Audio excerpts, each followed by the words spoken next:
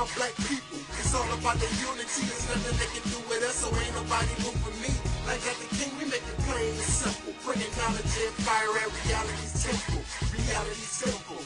My black people, it's all about the unity. There's nothing they can do with us, so ain't nobody moving me. Like Dr. King, we make it plain and simple. Bringing knowledge and fire at reality's temple.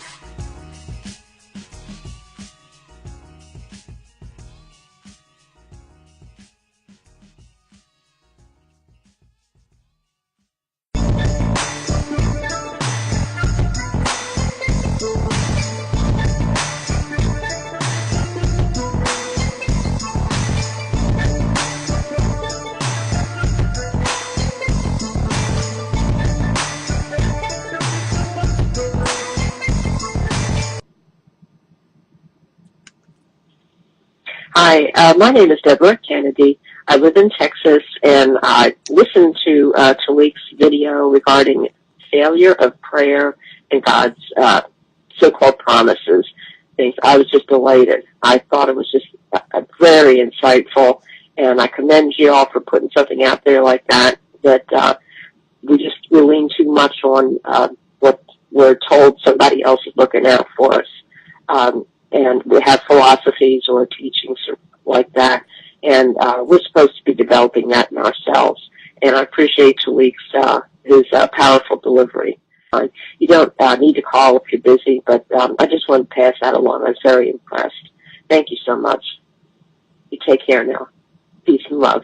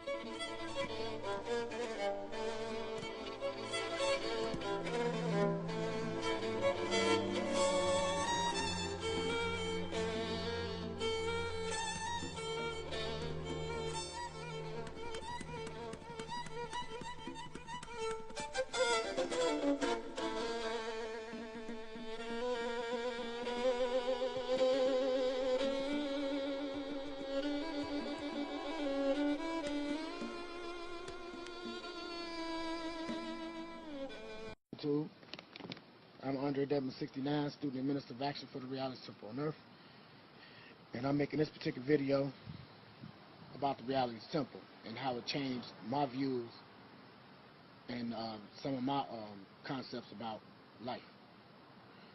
But first I want to say that I want to thank Angel Snup 7 for being there for me, administering to me over YouTube and in person, over the phone. The brother believed in me to make these videos. He gave me the opportunity. He gave me the free will to make these videos that I make in association with the Reality Temple on Earth. I want to say that If I would have hit a brother like this in my life 10, 15 years ago, I probably wouldn't have took the path that I took. But that was my experience. This good brother's a good role model for us. You know, he don't drink. He never smoked. He never used drugs. He's not a habitual criminal or any form of criminal. He know what it's like to be locked down in a prison for something he didn't do. He know what suffering is all about. And that's what drew my attention to him in his videos.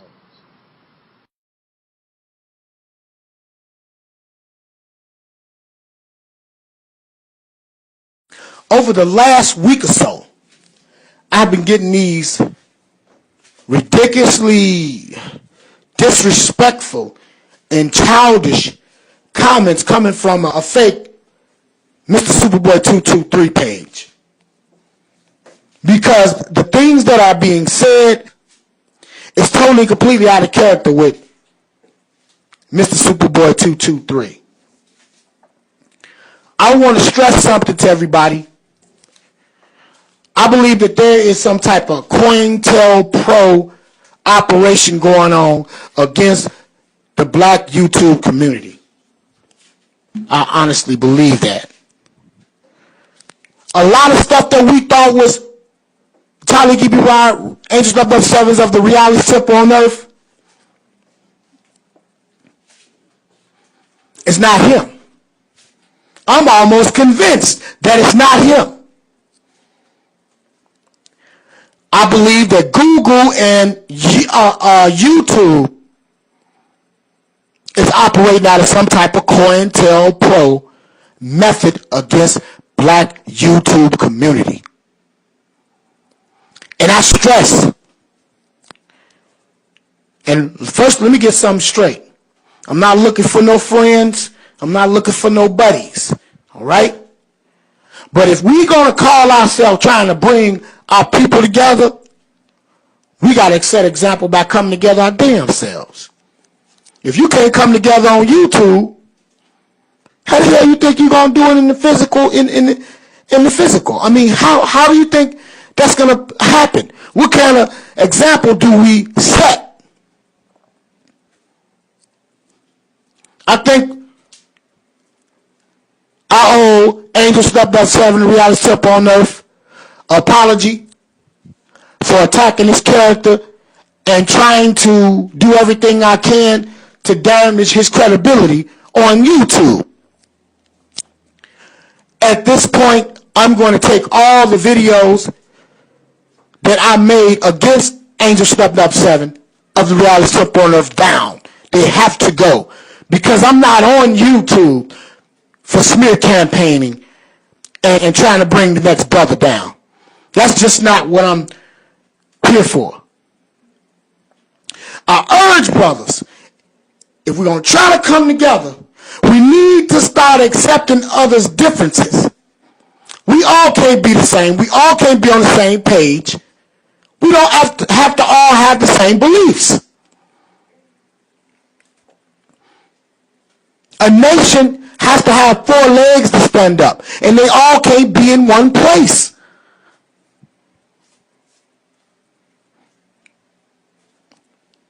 They all can't be in one place. So therefore,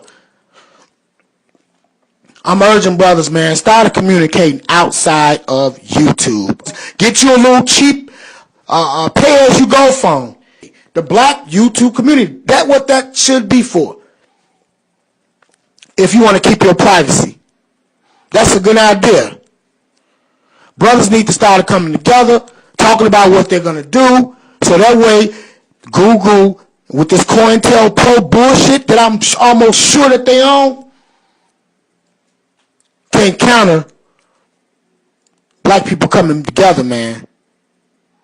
Because if we all got one objective, and that's to raise our people, make our people well, we got to set an example.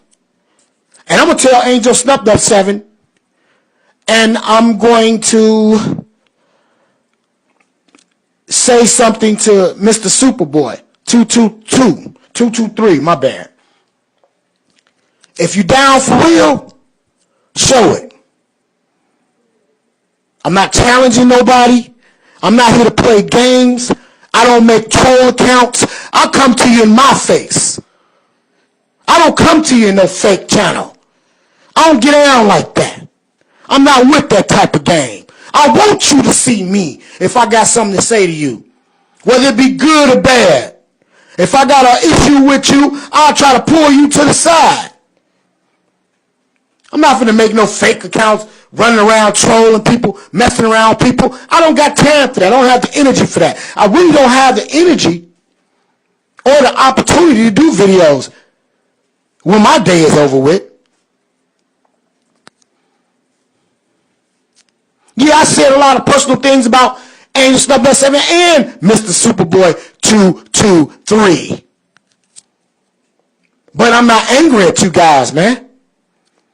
Oh, I was so pissed off at Angel Snub Nut 7 Reality Simple on Earth for over 18 months. But I'm starting to realize that there's something more to this than what meets the eye, man. There's something more to this than what is expected.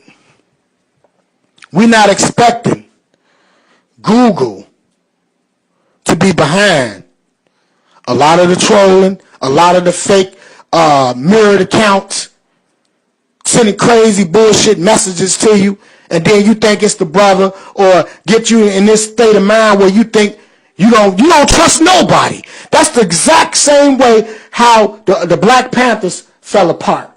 COINTELPRO, getting in on the inside. The first thing they have to do is get in on the inside, and number two, to create a state of distrust amongst the brothers. And before you know it, once you could create that state of distrust and suspicion, that whole damn organization can come apart. Same with us, man.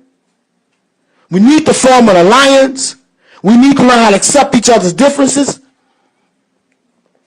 And number one thing, communicate any type of meaningful information, critical information outside of YouTube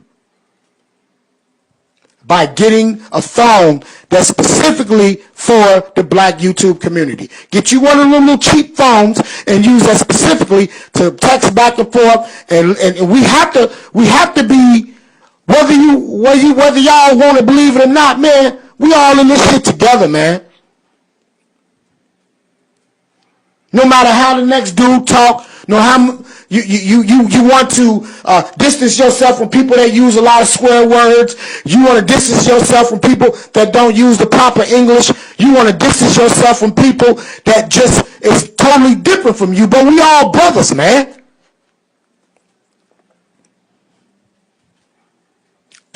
I'm not going to show my slip anymore. I'm not going to do that. We need to come together and we need to communicate on any meaningful info or any meaningful subject matter, critical things outside of YouTube. And I'm asking Angel Snub Nut 7 today. I'm going to take the videos down that I made of him. I'm going to ask him as a man to accept my apology, but in my anger and my feeling of vengeance, I will overkill and I won't cease to attack you. I apologize. We need to come together. This is bigger than Angel Snub Nut 7, Mr. Superboy 223, Ultra Extra 100. We from Newark. It's bigger than us. What we're trying to do is bigger than this one individual human being. We're trying to focus on the whole nation of black people, and we want our people to wake up. Y'all can take this how y'all want to take it. But I'm giving it to you the way it is. And I'm going to tell you guys something. If I got something I want to say to you, I'm going to come directly to you in my channel. I'm not going to make no second channel.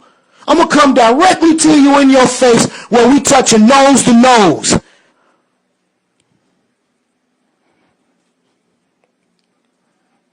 That's all for now. I'm Arch Extra 100. I'm out.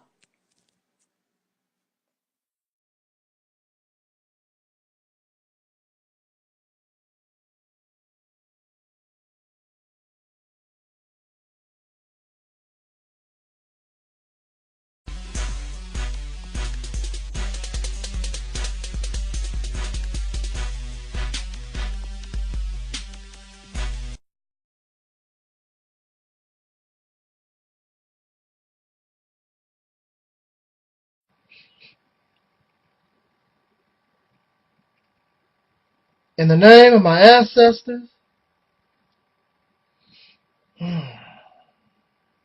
peace forever and always, and welcome to another edition of the Realities Temple on Earth Internet Ministry. Of course, I am the host, known here on YouTube, Daily Motion, Facebook, Vimeo, and MySpace, and perhaps some other places. I'm known as the mighty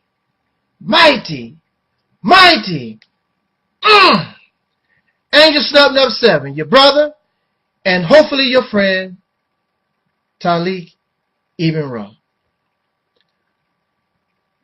Please excuse me as I begin this particular topic, this presentation. I've been feeling a bit under the weather, but I wanted to, and I just have to, make this particular video.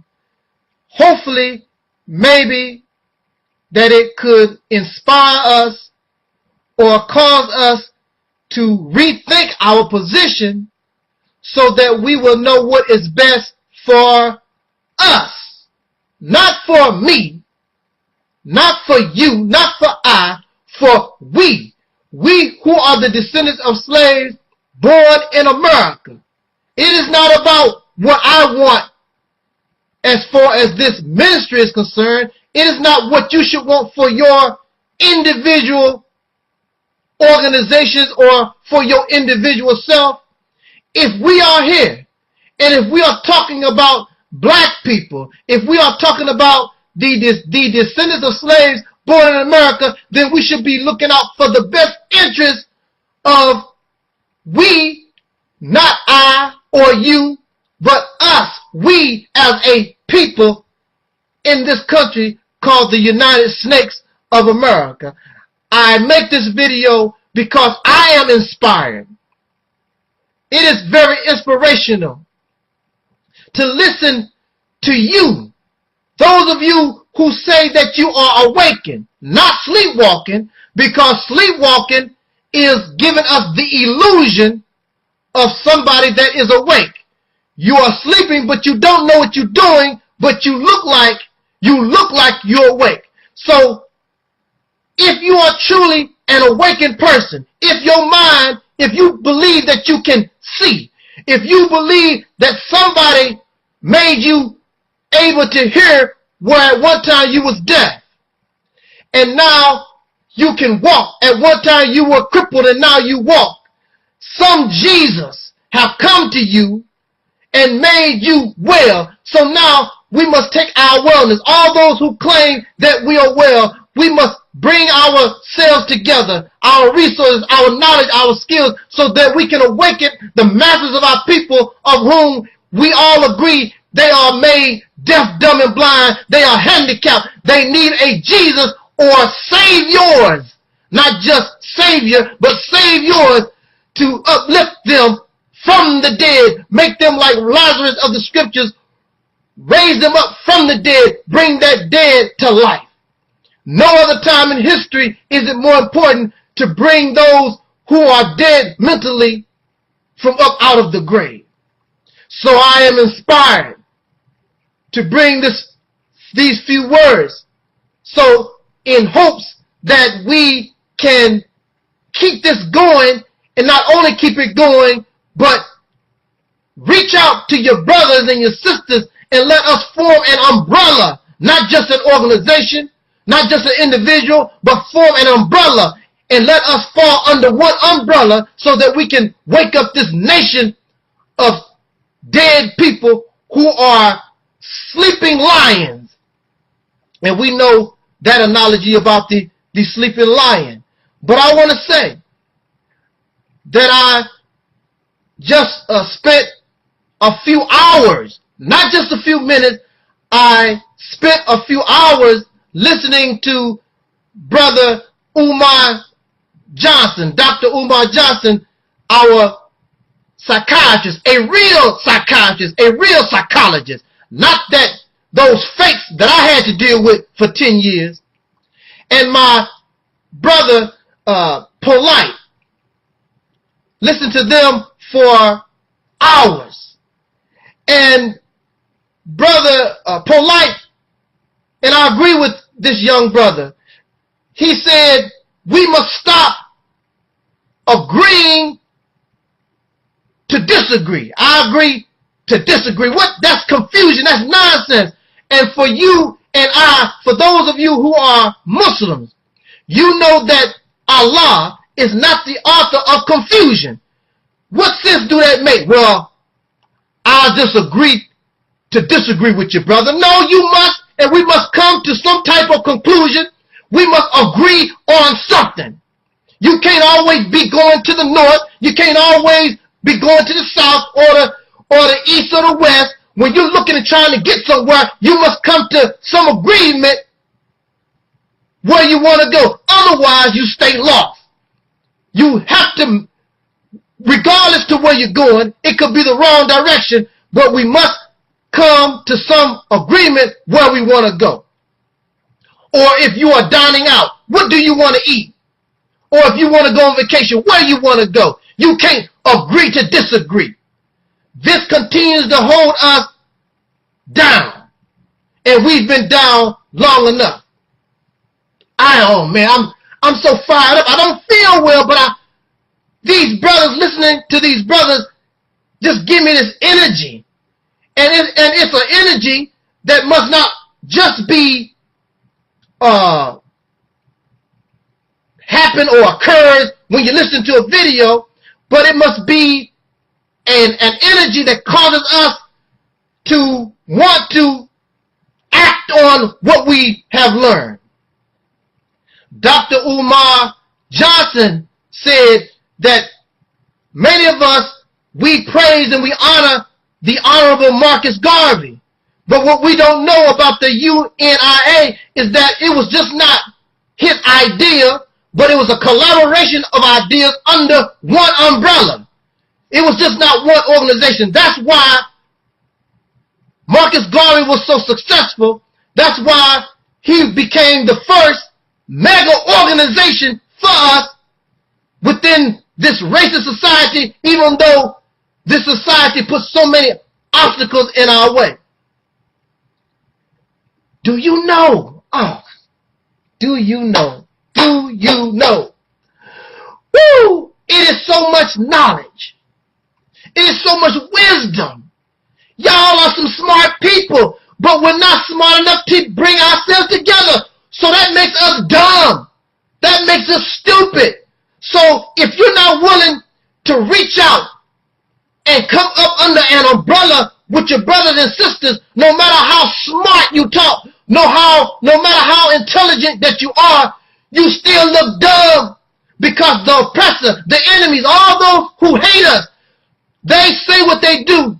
Well, they say what they say and they do what they do because they know they don't have to worry about us as a people, because this brother is doing his own thing. That sister is doing her own thing. This organization, y'all doing y'all own thing. But the enemies who hate us, the enemies that exploit us, the enemies that take advantage of us, they do it as a group. And they parasite off our blood. They are the ticks that jump on us and suck our blood. and because we are in our own little tiny world, and because really, clearly you must don't love black folks. Because the only way we can get out of this condition is to unify and bring all our knowledge, all our understanding, just like Brother Polite said. Everybody got something to offer. We take a little bit of this and take a little bit of that, and among us, let's make a melting pot, a real melting pot. One person, one organization, no matter how beautiful you talk, no matter how successful an individual or an organization is, you are limited. You cannot change we as a people. But we together, all our powers come together, our resources. Don't you know, brothers and sisters, that the descendants of slaves born in America, don't you know that you and I, we are the richest, the most comfortable, the most intelligent, the most knowledgeable, oppressed people that have ever existed? Now, how can those who were poor, those who were under more horrific circumstance, how come they were able to gain their freedom and independence while having little, much less than we have, and here we are continuing on and on talking about, and we don't have this and don't have that because we refuse to unite our resources, and that's something they did in the Chinese Revolution, that's something they did in the Russian Revolution, the French Revolution. There was some type of unification. The Honorable Minister Louis Farrakhan said back in 1984, he told us that unity is more powerful than a nuclear bomb. Don't you know? They fear your unification. As long as everybody is doing their own thing, saying and whatever, doing their own thing, they don't fear you. But they fear your unification. And it don't take a whole lot of us. Because when a certain amount of us get together and the people see that our head is straight, they gonna come with ya. The reason why our people is not coming with ya, the reason why our people is not with us is because there's too much confusion. And God, and since our people, God is in them, God is not the author of confusion. And also, it says in the scriptures that my sheep know my voice. We're not speaking God's language because God would want us to unify as one unit, as one people. And those of you who are believers in God, those were one people. They were not doing their own thing. They were under one umbrella. God's children, not God's red children, not God's black children, God's Hebrew children, God's this. They became God's children under one umbrella. And then God led them out of their oppression. So that's what we must do. That's what we must do. If you don't, you must be aware and be careful of those blacks who don't want black unification, who don't want to come up under umbrella. Those who don't want to see other brothers and sisters do well. The jealousy and envy.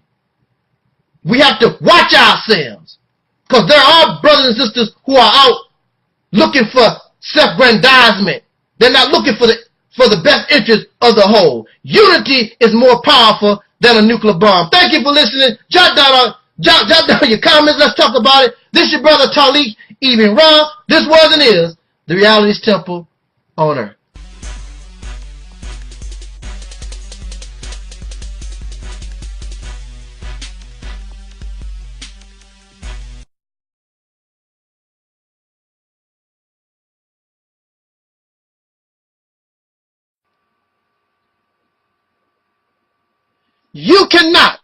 We cannot have this type of attitude in this day and time.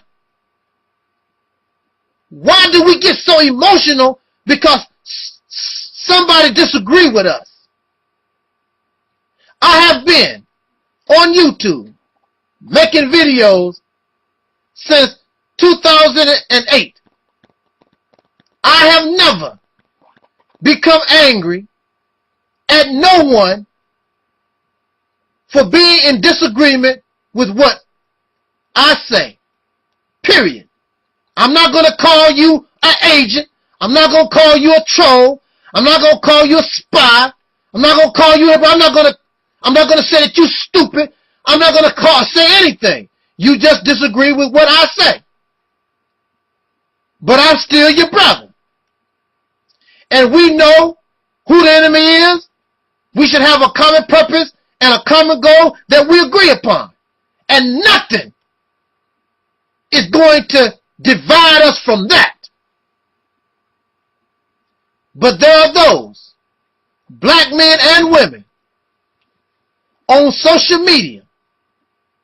You are so divided and you're so crazy and insane. And yes, you are crazy and insane because we are all that we have. But you will hate me because I disagree with something that you said. You hate me because I don't believe in God. You hate my guts. And some of y'all will even threaten to murder and kill somebody. I'm an agent. I'm a hypocrite. I'm a troll. I'm a nobody. Because we disagree and challenge something that you say.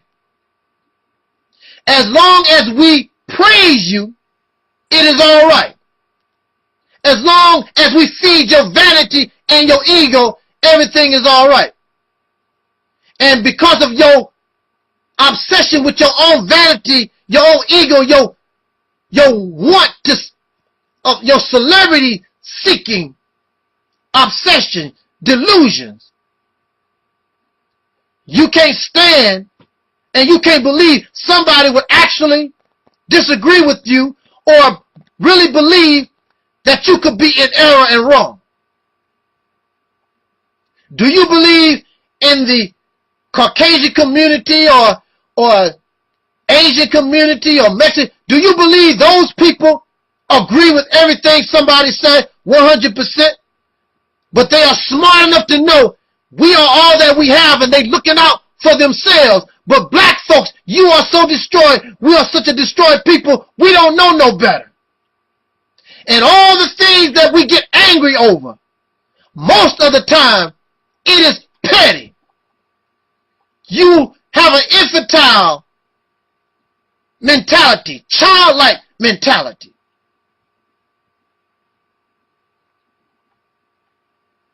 But you claim to know who the real enemy is. The real enemy is not the Reality's Temple on earth. The real enemy is the racist. This condition that has caused us to be so divided, that has made us so hate-filled against another black man or woman or child. I don't expect big views from you because y'all like popular stuff. You like things to make you feel good. I'm not here to make you feel good. I'm not here to stroke your ego. I'm here to bring you reality and tell you exactly how it is, whether you like it or not. I'm not here to help you get high. I'm not here to feed your delusions that some spaceship or a gremlin or a spirit or a spook gonna come and do something for you. Ain't no spook spirits and God gonna help the Caucasian community or none of this. They talk it, but you see other actions. Just in case God don't show up, we better be prepared. And then you say God only help those who help themselves, but you sit around and don't do nothing. And the first priority that you should take upon yourself is the unification of us as a people. God help those who help themselves, plural. Plural, meaning more than one. If you do not want to unite with your brothers and sisters, again, you don't have to agree with nobody. You don't have to even like them. But we are all that we have. when you are in a survival situation. Brothers and sisters, we are in a survival situation. Either we will survive or we will die. And in a survival situation, you will eat that which you normally don't eat. Some of y'all say, man, I don't eat no pork. In a survival situation, if you want to live, and there's some pork chops available, you're going to eat those pork chops. In order to survive, you will eat roaches, bugs, tarantulas. You would do what you have to do in order to live. We are facing a survival situation. When you are in a survival situation, you don't have to like me. I don't have to like you. But we need each other, and we stand a better chance combining our talents, combining our knowledge, combining our resources so that we can live. Once we get up out of a survival situation, then I can go my way, you can go your way. But you want to know something about survival situations? Survival situations get people close. And survival situations make families. It makes unification. And you begin to see something in a person that you thought that you had hatred for.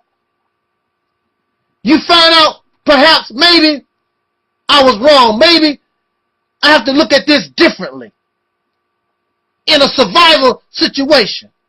But see, right now y'all are comfortable. You got YouTube, Facebook. You get 3 meals a day.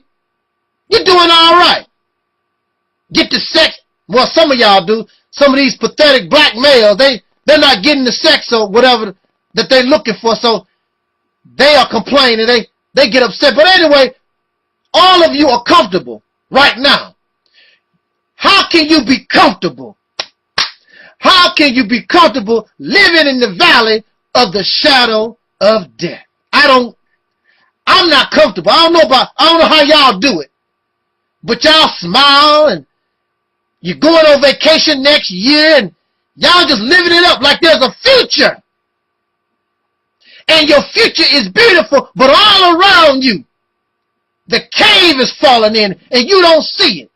Or you don't care because I guess you said, well, since I'm going to die, I might as well live it up. Is that what y'all doing? Since you know that you're going to die, might as well live it up. Because there's no future anyway. Those who are ready to commit suicide, they can think like that. And maybe that's what many of you are doing. You know that it's over. So you just want to enjoy yourself. You don't have to like me. You can hate me. And that's all right. But brothers and sisters, the only thing that can save you, can save us. And if you believe in God, then even God wants this. God wants the unification of the descendants of slaves born in America. We are all we have. Nobody else is going to care about us. They are ready to murder us wholesale. And just like Elijah Muhammad said, you can take it or let it alone.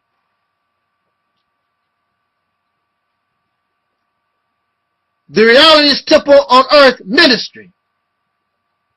For those of you who hate me, disagree with me. And that's fine. That's fine and dandy. You really don't understand what this ministry represents. And it does not represent none of those things that you already know. None of them. It is the evolution of those things that you know. Taking it to its final destination, to its final point. The Reality's Temple on Earth ministry. This ministry represents the rehabilitation of a destroyed people. These who are the descendants of slaves born in America. No one else is going to rehab you. No one else wants to see you healed. So we must heal ourselves. These people, this is why you have no community, because you have not been rehabilitated. When you allow these divisions to keep you sick, then something in your mentality must be destroyed. Something in your mentality must be healed. Those who claim that they are awakened are still asleep. In fact, I would say you are a sleepwalker. This ministry represents a people who needs to be rehabilitated so that they can no longer depend on the racist Caucasian pink slave master and his children. These who are black must begin and learn how to depend on themselves. Even to the point, listen to me, even to the point that you must do without your God. The only reason why you have religion, the only reason why there's a Quran and a Bible and these religious spiritual teachings are for those who have gone off, as they say in Islam, off the correct or the right path. You are sick. You are crippled. You are blind. You're handicapped. You are insane. So you need a prophet of God. You need a teaching. Somebody who is civilized, because you and I, we have been turned savage. So you need somebody to come and bring us a word to take us up out of our uncivilized ways. To make us where we were once blind, now we can see. Where we were once lame, make us walk. And once you become healed, if you can see, you have no more need for contacts. You have no more need for eyeglasses if you can see.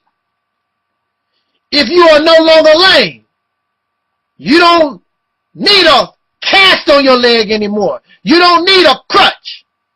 The Quran, the Bible, these religious teachings, they are crutches. They are casts. It is a medicine for those who are sick. But once you are healed, once you are no longer sick, then now you should be in a evolutionary process where once you was a child, now you begin to mature. You're no longer a child of God. You become God, and God don't need a crutch. God can see. God can walk. God can talk. God brings life. God makes something out of nothing. But you're still praying to God. Gods don't pray to God. And you still call yourselves children of the Most High, children of God.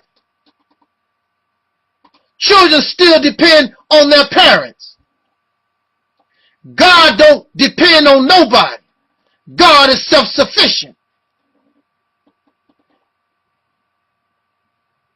You don't keep a band-aid on a wound when the wound is healed. The Bible and Quran, spiritual, religious teachings is a band-aid for people who have been injured and hurt and cannot work. But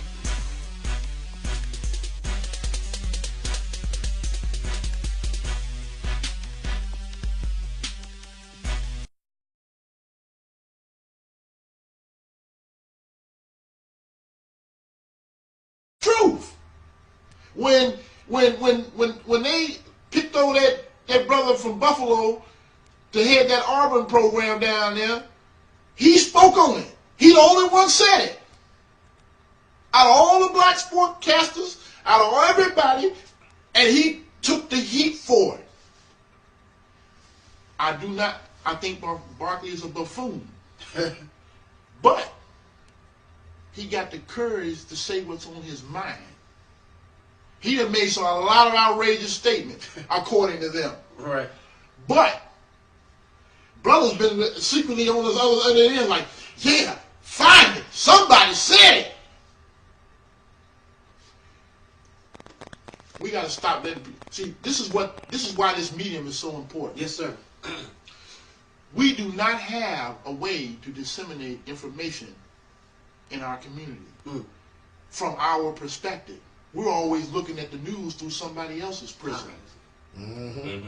And we have a different worldview. That's right. You know, brother, let me interrupt for a sec. When you said something about news, have y'all noticed on television they get a very attractive sister and put her next to a white older man or a person of another ethnicity?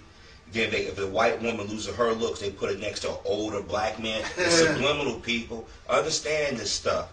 Like when you was talking about Michael Jordan, Brown with the Bull Stadium, which is United Center now, it used to be Chicago Stadium, predominantly black community. I remember little black kids would stand outside and wait for Michael Jordan to come out and sign autographs. He would bypass the black kids, go to the white kids. His basketball camps were set up in white areas, but it was the black kids had the posters on the wall. It was the black kids who still to this day emulate him. Then, because of Michael Jordan, Oprah Winfrey bought Harpo Studios about 3 streets over, if that, around Warren Boulevard or something like that. You know what they did? They helped to speed up the gentrification of the community. People own homes mysteriously caught on fire. Taxes went up, or they shortchanged them, especially if it was elderly. They said, well, your home was only worth $25,000. These people had mansions, graystones. Give them $25,000 for a home that probably go for $2-3 million today. Those brothers and sisters sell us out every day. Right now, the other day, if y'all been following my videos, Mr. Obama did something. He came out for same-sex marriage. A lot of people say the black community is most homophobic. That's not true. Have you ever been in the black church? You see nothing but gay men and women. We see sisters and brothers walking down the street gay all the time. We don't bother them. I mean, you might have a few idiots that do it, but those are them. What Mr. Obama did was he told the black community, I don't care about your issues because I can talk to the Jewish community, I can talk to the Latin community, I can talk to white women, and I can talk to the gays. The moment like we about to say something, I'm not the black president, I'm not the special interest president. What makes them more American than us? Here it is, the gay community just started really putting their money together the last 10 years. And I commend them for that. That's something we should have been done.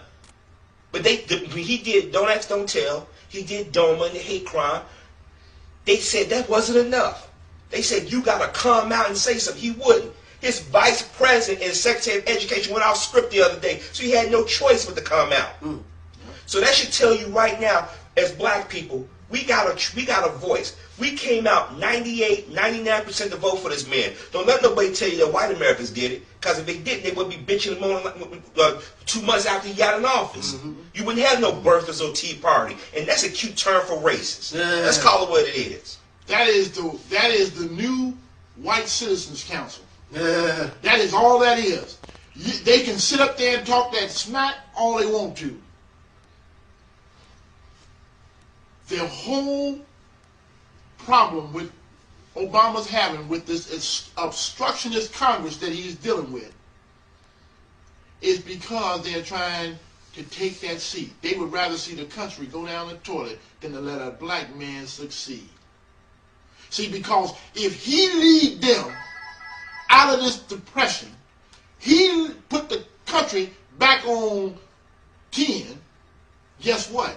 You liable to elect another black individual. And another. See, because you had white men running this country since its inception. And they are responsible wholeheartedly for the condition of this country today. They want to blame other people. They call you thieves. Now, let's just show you what kind of mentality we're working with. Here's people who stole everything that they had. They don't have shit of their own. Right. Their language ain't even theirs. Mm. You can't go into the dictionary. I challenge any one of you Talk about the language. to go into. That's what I'm saying. I challenge each and every one of you within the sound of my voice to go into the dictionary and find me a word that originated in America. It's going to be Old English, German, French, Latin, etc. Yeah. There is no American word. But they tell you it's American language. Ask any people that come over here. This language is harder to learn than any language in the world because it doesn't follow any particular rules because they have exceptions to everything. See, there's an exception to every rule of our English language. You know why? Because our language is not ours, and we try to fit other components into it. That's why you have this situation. And you know, you said that about the language and stuff. It goes back to education. Like I say, learn your history. This is why they want to keep certain things away from us. Yeah. Because after a while, we start putting two together. Because the worst thing if science ever caught up with science fiction and they was able to build a time machine, we'd be fucked. I'm gonna tell you why. Worst thing they ever did was allow some of our brothers and sisters to learn how to read. And now they're paying for it, and they're like, oh damn, they reading this, they discovering this. See, like right now, the brothers in this room, Right. we all got our common experiences and stuff, but we all know the game. Yes. We've known, like your brother said in the beginning of the video, read. You gotta read. Read. You have to understand words mean something. This is why white folk, when they talk about, oh, God bless America, and wave the flag, they like words, because they say, President Obama seems aloof, because used to people message your mind telling what you want to hear. See, we get an orgasm off words. We do. Well, see, there was a reason why the only prohibition during slavery was reading. Think about that. That is the only thing they actually forbid you to do. There were other things that you couldn't do, but the most serious offense, reading, and not only for you, but for their own population. Yeah. If they taught you to read. And see, they didn't just leave you alive when you read. If you read, they killed you. Yeah. Because if you can read, you can do what? Teach me to read. So the knowledge of reading gonna die with you. And anybody who's got the mindset to teach you how to read, we're gonna eliminate them too. Look, we have had the Willie Lynch letter for about 10 or 15 years, maybe 20. I forget.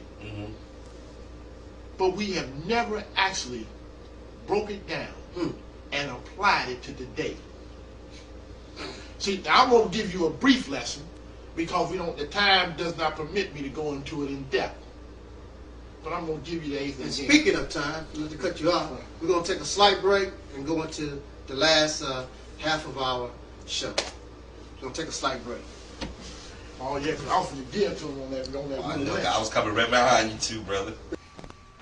Yeah, well, as I was starting to say about the Willie Lynch before we had to take our intermission. Yes, sir. We don't even realize that really we are living Willie Lynch as we speak. Yes. Now, I'm going to give you a few facets of the Willie Lynch letter that are of particular importance. First, the reversal of roles. Those of you who believe in the Bible believe that man is the head of the household, and that man his job is to provide and protect. So if you live in a Judeo-Christian society and you are a male and not allowed, I didn't say wouldn't, I said not allowed to earn the money to take care of your family, according to this society where we live at, you are less than a man. Now, so once he took your masculinity, I want to say that That's his words. That's his take on it. When I say that he took your masculinity, nobody can take your masculinity and give it away. Mm-hmm. I'm saying that according to him and his definition of man, you got to remember, when you're in a country where people own the language, they define it and define things the way that's in the best interest for them. Mm-hmm. So they say they bred you like horses and livestock.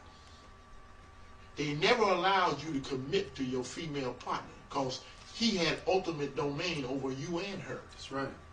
Therefore, you couldn't provide because you were a slave. You couldn't protect because you would have died. So, you would protect one time and you wouldn't protect no more. You know what I'm saying?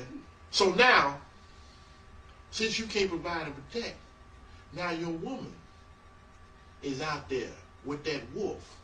That same wolf that used to come in your slave cabin.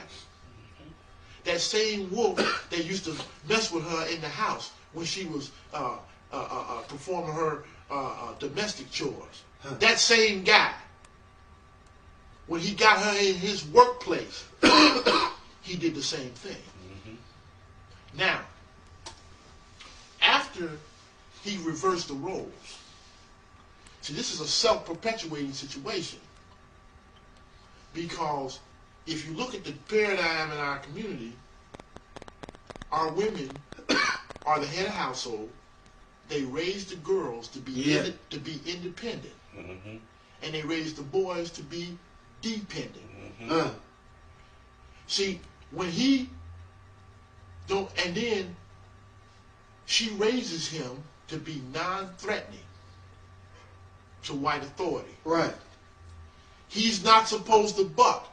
Now, she's not doing this out of no sinister situation. She's doing this because they have taken, the diabolical individuals that they are, they have taken a mother's love and twisted it to the point where her ultimate goal is to protect her young and her offspring. Right. Anything that might harm them, she warns them about that. And they told her when she got off the boat. They showed her. You see, you heard, you read what they did to the brother that was strong and rebellious. What mother would tell her son to follow that example and end up the same way? Nobody. So they made the man what? Physically strong because he needed to work, and mentally weak. That's what we have, the same paradigm in our system, and we live the way that these people taught us to live. We got a culture that said might makes right. There's 3 intelligent brothers in this room. We would never think about raising our hands to each other in a debate.